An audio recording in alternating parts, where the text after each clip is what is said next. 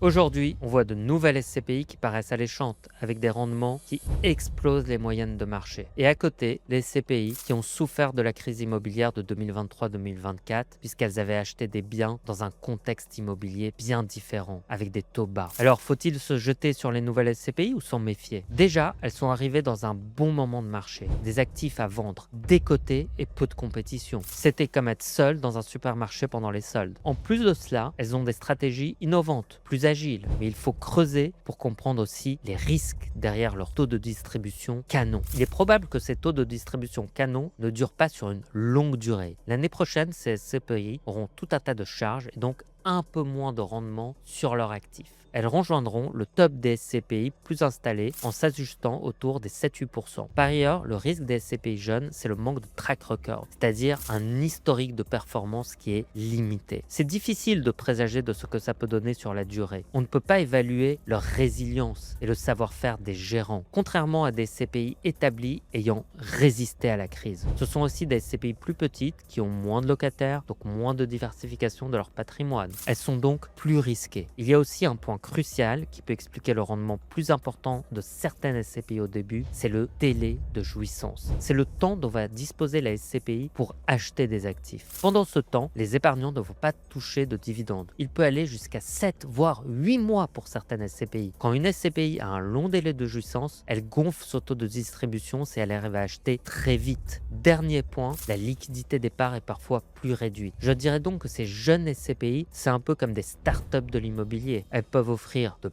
belles opportunités, mais attention aux risques, il faut bien les sélectionner avant d'y investir son argent. Investir dans des jeunes SCPI aujourd'hui, c'est parier sur l'avenir, mais attention à ne pas foncer tête baissée à cause d'un rendement flatteur. Celles qui parviendront à maintenir une collecte équilibrée et une bonne diversification de leur patrimoine immobilier deviendront les grandes de demain. Les SCPI jeunes ne sont pas nécessairement meilleurs ou pires par défaut. L'essentiel, c'est de se concentrer sur les fondamentaux et bien analyser sa SCPI, sa stratégie d'investissement et ses indicateurs de performance.